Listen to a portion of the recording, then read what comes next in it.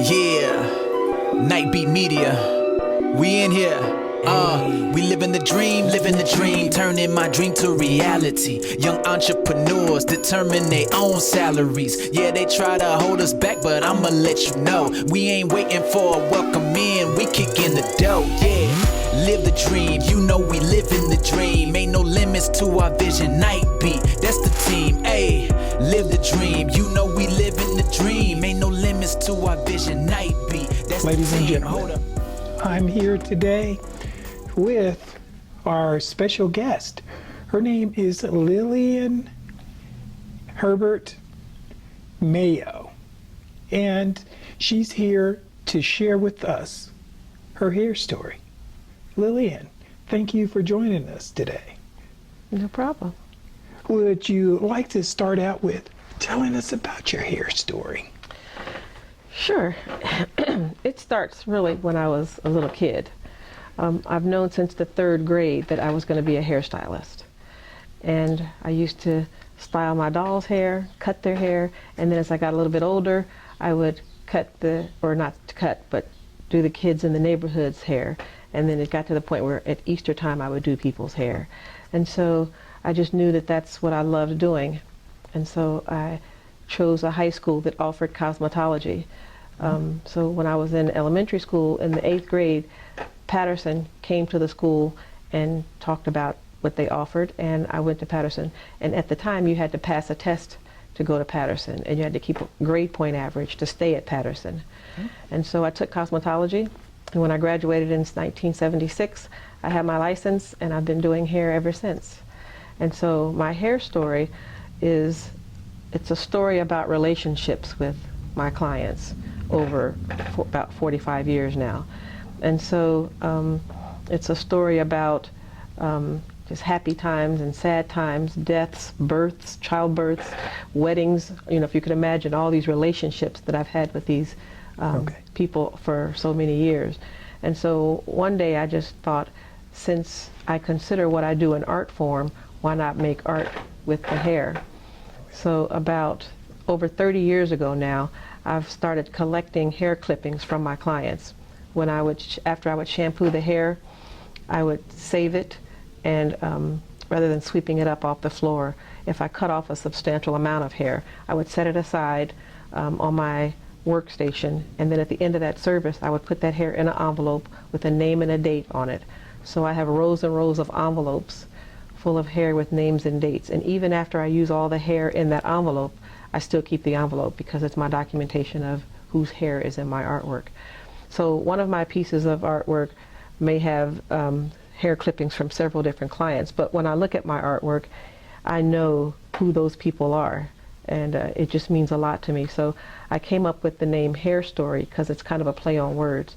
Rather than a his story, it's a hair story, because it's a story told with hair about my relationship with the clients over the years. So that's my hair story. Okay. Let me ask you, because I'm looking at your art, and I had the opportunity of going in your shop, your studio, and I also saw you at an event where you were putting an exhibit, and you had other pieces also. Have you had an art, did you have an art background, or did you study art? Not at all. Just cosmetology. Okay. I've always been somewhat creative. Like I make black dolls, I do stained glass, I do lots of other things, kind of artistic. And so it's something that I just made up on my own. I didn't see it, I just came up with it on my own. Okay. Were you inspired by any other artist? No, not to do this, no. Okay.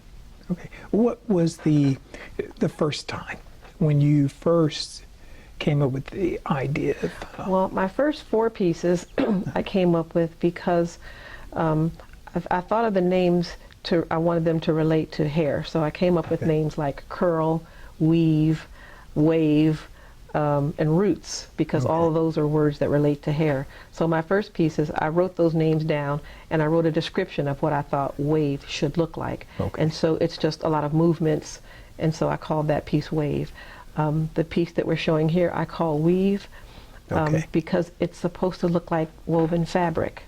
And so it sort of is 10 different samples of African fabrics, from kente cloth to mud cloth. So that's why that piece is called weave. And the piece that I did called roots is a circle of life, and in the middle of that circle is a tree, and out of that circle are the roots. And so my story with that piece is that we're all different textures and colors as a people, but we come from the same roots. So I call that piece roots. So those are my first 4 pieces. And then the next pieces that I did, I was inspired because I love African masks. Okay. So I searched out some, I think about 4 different masks that I liked, and I didn't want it to be an evil spirited mask. Okay. So I did some searching, and I found a mask that represents, it's a mask that they use for circumcisions of young boys into adulthood. And then there's another mask called the Queen Mother. I really like that one, from Benin. Okay. So I just pick things that I like. I have a cityscape of city of downtown Dayton. I've worked downtown since 1976, so I did that piece. I call it the Hairy City. Oh, okay. It's a piece, it's a nighttime scene of Dayton, and I did that piece because it's a tribute to my mom first and other clients who are cancer survivors. Oh. So that piece I donated. It was in an auction, and donated it to the Cancer Society. Oh, okay. So just whatever inspires me. I did a piece for DCDC because at the time I did most of the dancers' hair before they all went to braids. But for a long time I did the dancers' hair, and I did Debbie's hair and her brother and her husband and Debbie's daughters and Debbie's brother's daughters and Miss Geraldine Blunden, the founder of DCDC. Okay. So I call that piece Generations of Light. So just inspired by what's happening around me, you know, different things. Okay. So have you ever been commissioned for us to do a piece? Actually, yes. I did a story once. A person came to the shop to do a story in the newspaper, and he asked a lot of interesting questions, like, must be nice to have a collection of hair in a shop. And my answer to that was, I don't collect other people's hair. Like in a salon where there's other hairdressers, I don't use their hair. Because my story is just my story and my clients, my relationship. Okay. But that article, a lady came to the salon many years later with that article in her hand. And when she walked in, she said, I'm looking for Lillian. And I was like, that's me. And she pulled out the article, and I mean, it was old. And she said, I want a piece done for my family. And so that's the only one that I've done, other than the piece for Debbie. Okay. For the Blunden family. And so it was really interesting. So we sit down, we had a couple of meetings. I drew up some things. She wanted this piece for her mother for her birthday, and this was for an older lady. And her mother was a quilter. So the piece that I made looks like a piece of her mother's quilt, and it has different blocks. And the hair in those blocks is her family. So she gave me she had collected hair in little Ziploc bags. So that was really exciting. Yeah, I mean, and that came from an article in the paper. She saw my artwork and started collecting hair from children, from married, you know, the couples and their other children, and that was really exciting to do. Okay. So your reason or your purpose behind creating the artwork was to help tell a story first of each person that's passing through. Did it ever occur to you that this could be a commercial venture, or? No, not really. It's just, so far it's just been personal. It's just my connection to relationships that I've built. You know, I'm sure anybody who has had a hairstylist for a long period of time understand the connection. I mean, people would come to the salon and talk to me about stuff that they wouldn't talk to their spouse about. And so those stories and relationships is what my hair represents. My hair story, that's what it represents. Okay. Now, have many of your clients came back and looked at the various pieces? Oh, yes. And for years, they never knew what I was doing. As I would cut the hair, I would just set it aside. I wasn't sure what I was going to do with it. I just knew that one day I was going to make something. Okay. So my concern was, what are they going to think? When they finally know what I've done, when I made the first piece, Are they going to look at it and go, why did you do that with my hair? I just wasn't sure what they were going to think. And so when I brought out the first piece and showed it to them, they were really excited and happy to be a part of it. And then my mind went to another place. I had a client that was an attorney. So my question was, is anybody going to have any rights to my artwork since it's their hair? And so the attorney said no, because once they cut it, if they wanted it, they would have taken it with them. Once they leave it, then it's yours to do what you want with. So nobody has any legal ties to the artwork, but they love it. They're all excited, and it's so funny. I've had clients to come to shows that I've been in. I've been at the Cultural Festival. I've been at museums in Cincinnati. I forget the name of that museum right now, but I was there, and I was in a museum in Chicago. But I've had clients of mine to come to different things that I've been a part of just to show their hair. That's my hair right there. So they're pretty proud to be a part of it.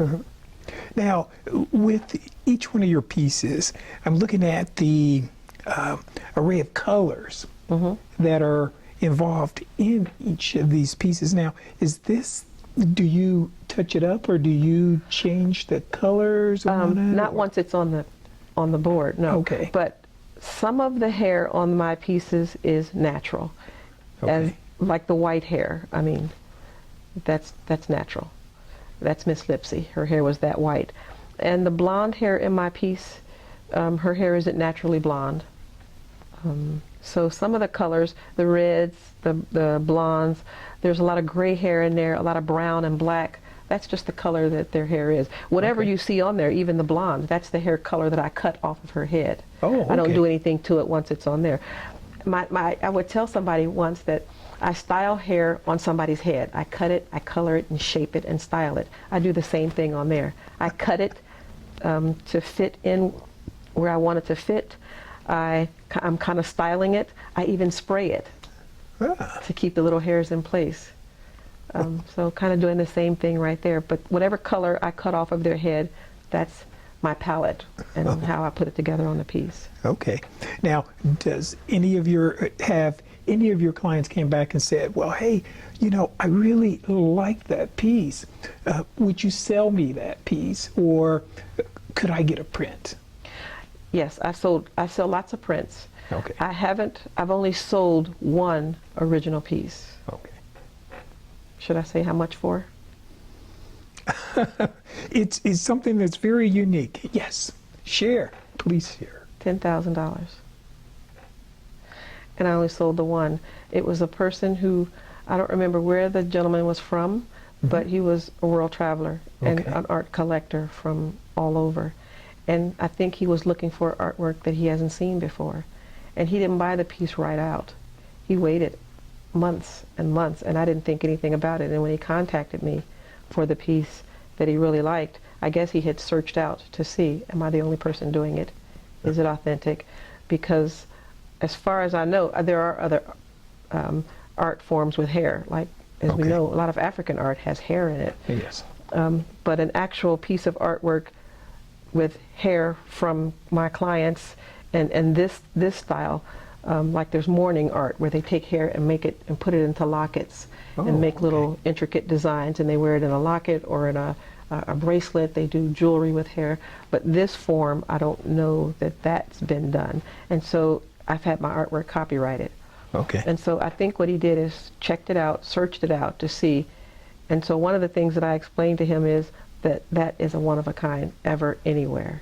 Right. Nobody else can do that piece. And so I think that's what he paid for. That's what he was interested in. Okay. So I'm not going to meet many people that are going to do that. So if not, they're mine. I love them, and they will hang on my walls. But I sell lots of prints that look exactly like the artwork. So, but nothing is like the original, though. Absolutely. And that is something that is original, because that hair is belonging to that particular piece right there. You can't go back and reduplicate the hair. Absolutely. So I have over 15 pieces right now, and I'm working on a couple of pieces now. But I would never do the same piece again. I couldn't do that again. Okay. So I just move on and do other things as I'm inspired by different things. Now, speaking of inspiration, How do you sketch it out first? I do. Or I do. I just take a pad and draw some lines, and first I come up with a name. Like I said, Okay. that's one of my first pieces, and it's called Weave because it's supposed to look like fabric.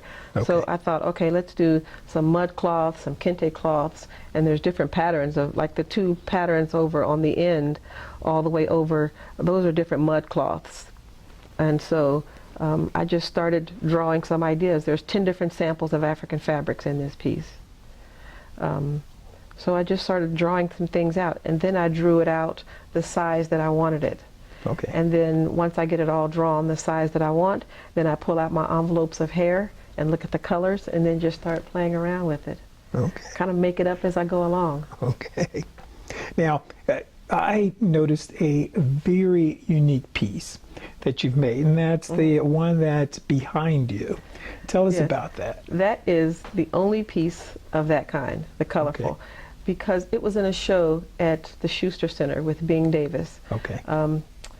And the show was called Dayton Funk. Okay. And so what Bing asked us to do was step way outside of the box, because all of my artwork is done in natural hair colors. Okay. Like this, blondes, browns, grays, whites, you know, natural colors. But the piece back here was Okay. dyed colorful. It's all hair, Oh, okay. every bit of it. So the show was called Dayton Funk, and it was supposed to be, we were supposed to pick a group that we liked from the 70s. Okay. Once we pick a group, we were supposed to pick a song. Now that just made me think, really had to think outside the box. So I picked Heat Wave Okay. because I went to church with Johnny Wilder and Keith Wilder and Gerald Wilder.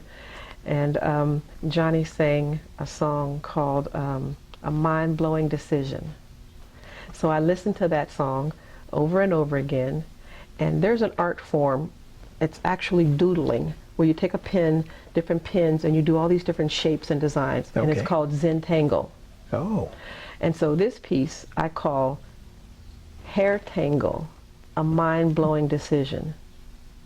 And so it's a Wow. lot of movement, a lot of things happening that all represents the song. Like there's a heart in the piece because the song A Mind-Blowing Decision is about a guy trying to decide on what he's going to do. Should I stay? Should I go? And so the different Zentangle patterns in this piece kind of is what I felt when I listened to the song A Mind-Blowing Decision. And the piece is busy and it's colorful because it's 70s. I couldn't do 70s vibe in the natural colors. I could have, but I just decided to do colorful hair because of the piece. So that was my inspiration for this piece. And it's called Zentangle, or Hair Tangle, A Mind-Blowing Decision. Okay. And as we're sitting here in the studio and I'm looking at it, it kind of gives me it appears to be kind of like a 3D piece Yes. that's in there. That's also it's the first of, for many reasons, it's the first colorful, and all of my pieces of artwork are flat. This Okay. piece, I decided, because it's music, that it needs to come out like movement, kind of coming out off of the canvas. And so that's why I put it in a box, so that the music notes, or there's white hair on there that looks like it's on a music staff. That's kind of like a beat. Okay. So it really was a step outside of the box to feel this piece. And so I just felt like it should sit out off of the canvas because it's music. And so Okay. that's my interpretation of feeling the song and the artist. And that's And what as Bing I- wanted us to do. And as I look at it, every time I move, it seems like, okay, I'm taking in a different look.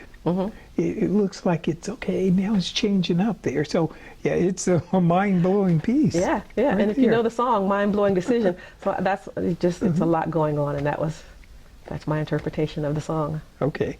Well, Lillian, tell us about what's in the future. Wow.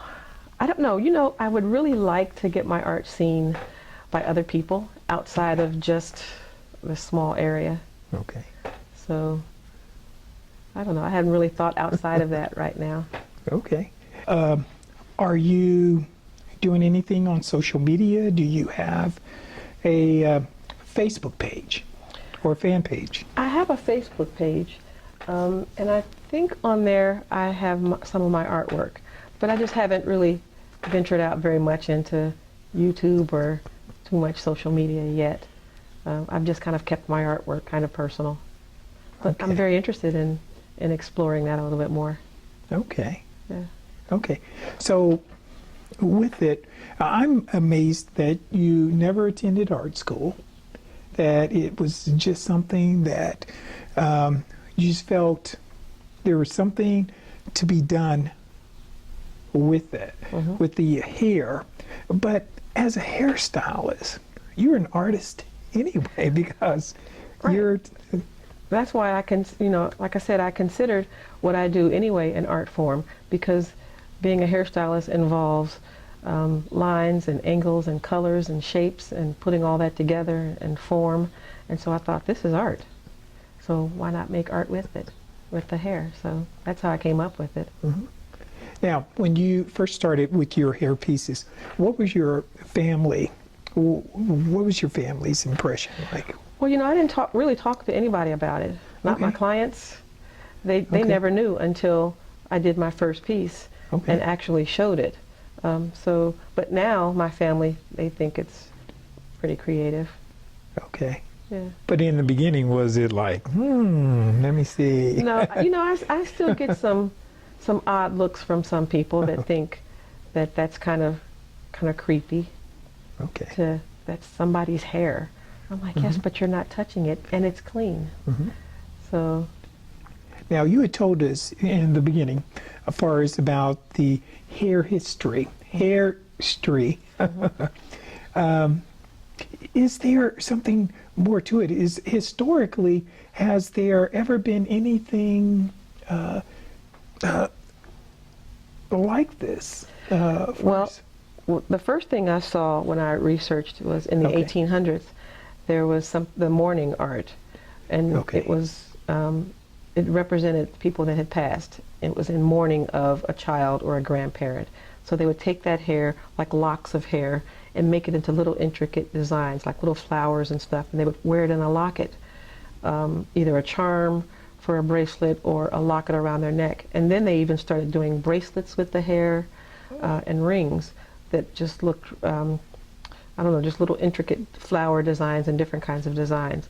So when I found that, before I did anything, I decided that I didn't want my art to represent the dead. Okay. It's a living tribute to my clients. Oh, okay. Now, let me ask you, how do you preserve it, though? Does it break down or? No, Okay. it will stay just like that. Oh, okay. And it was important to me, and I didn't know why at the time. I just thought to use hair that was clean. So Okay. when people come in, I would shampoo their hair, and then when I would cut the hair, I would set it aside so that I'm not sweeping up hair off the floor with other stuff. So it's clean hair, and I think I've read or seen somewhere where they have pulled up mummies that still have hair. Oh, So I think it should stay. It shouldn't dissolve. okay. Now, for those out there who are looking for something unique, or even just to come in and get their hair cut or styled, where are you located? I'm in the Talbot Tower building, Okay. which is on the corner of First and Ludlow. But my salon is closer to the parking garage. It's 118 West First Street, Suite Okay. 116C. And I've been cutting and styling hair since '76. Okay. So I absolutely love it. It's not work, it's a passion. And so from that passion came my art. I'm sort of semi-retired right now. Okay. I mean, if you think about, I've been doing it for a long time. And Okay. even though I never thought that I would stop doing it, I've slowed down. So Okay. I work in my salon right now on Thursdays and Fridays. It's a nice, peaceful, quiet atmosphere. My customers love it because it's an intimate setting. It's just me and my clients. And that's how I kind of wanted to slow down. I mean, I've had a bigger shop with other people working with me. Okay. But for this part of my life, it's just me and my clients. And it's nice and peaceful. And one of the things that my clients love about me and the shop is I don't keep them long. Okay. A lot of my clients come in and out on their lunch hour, so it's not an all-day process. That's a big complaint people have. And I'm into healthy, natural hair, and I don't do a lot of way out You know, if you like way out and bizarre, then you may want to go to somebody younger. Okay. My clients are pretty conservative.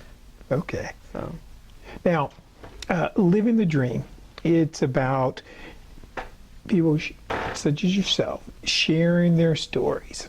Now, part of those stories is the journey to the beginning, as far as when you're starting out. And then it's that journey in between, as far as meeting those headwinds or those obstacles or struggles in order to get further along in the journey to where you are at right now. What was some of the obstacles you faced when you first started?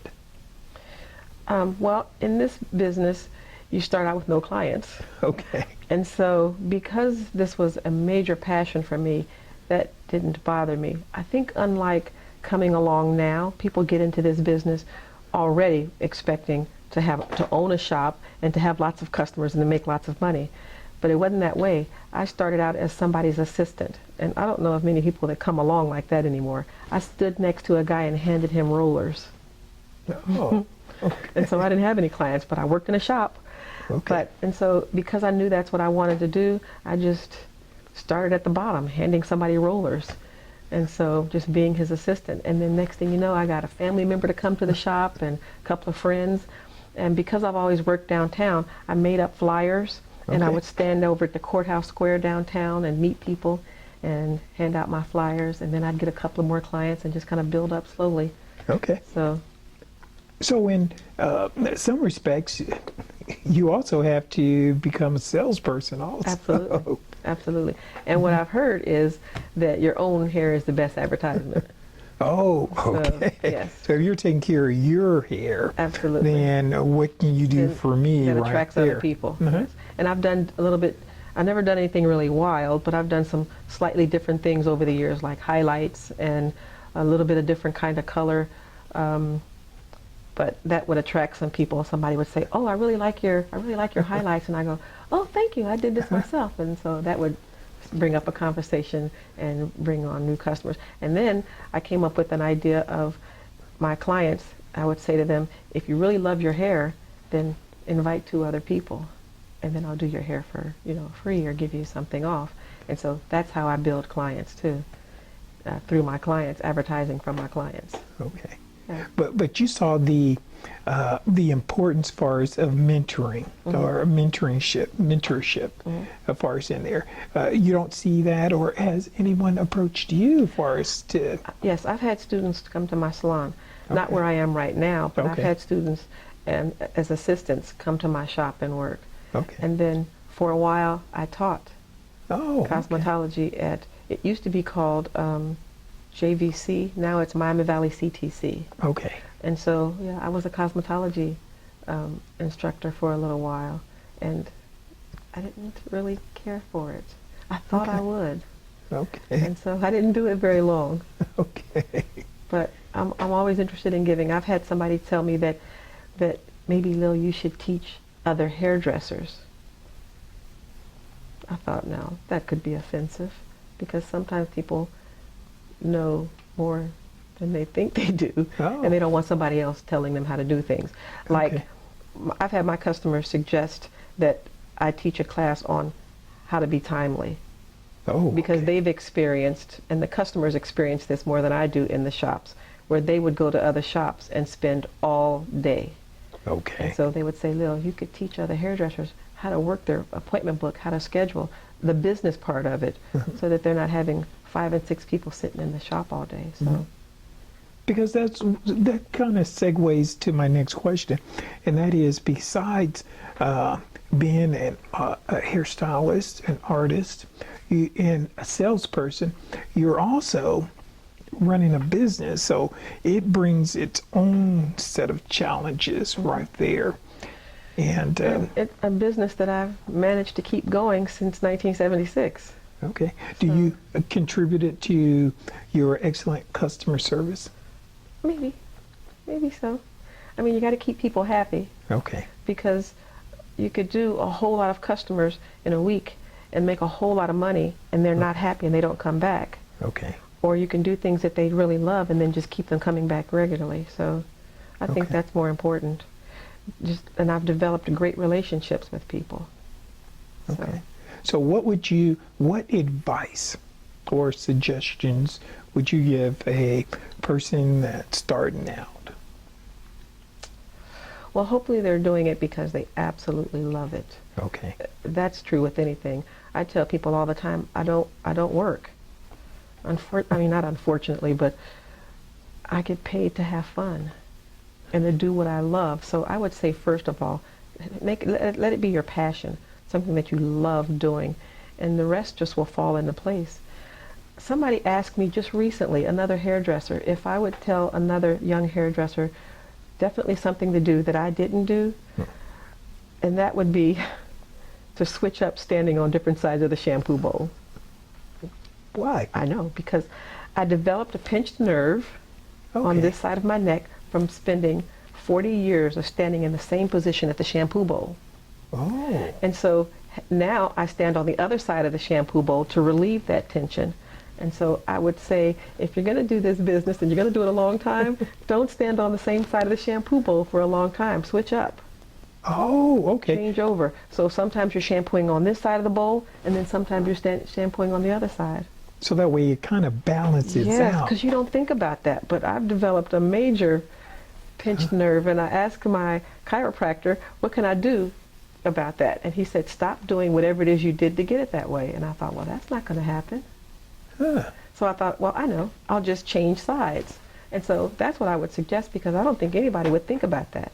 Huh. If you're right-handed, you stand on the same side of the bowl forever. And if you're left-handed, then you stand on the other side of the bowl. I would say switch it up. Okay.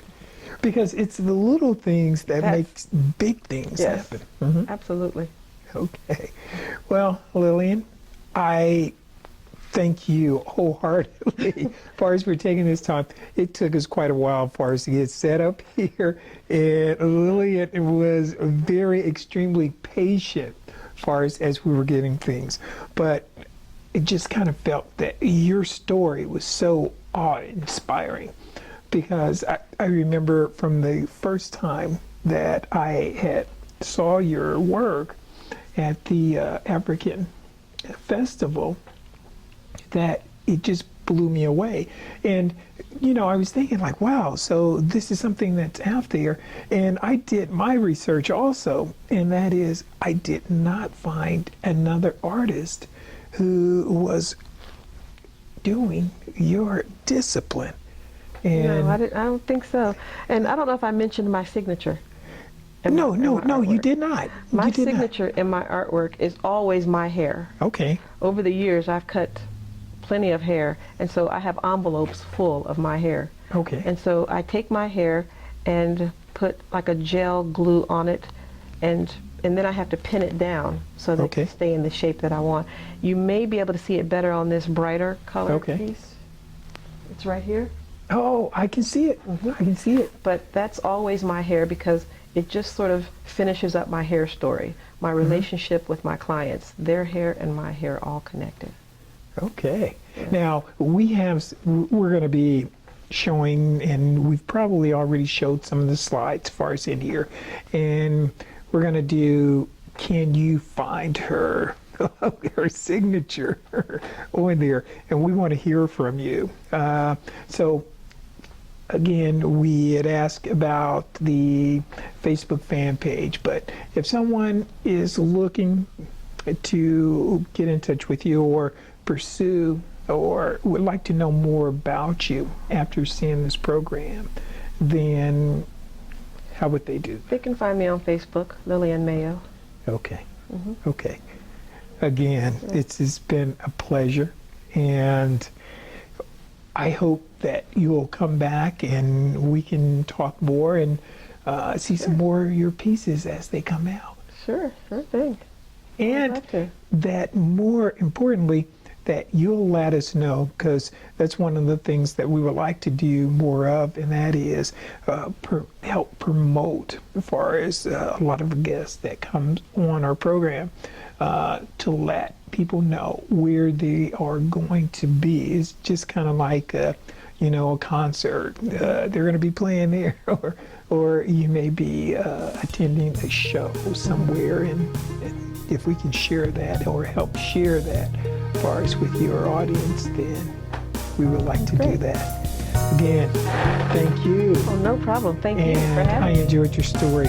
I hope you enjoyed Lillian's story, and we want to hear your story.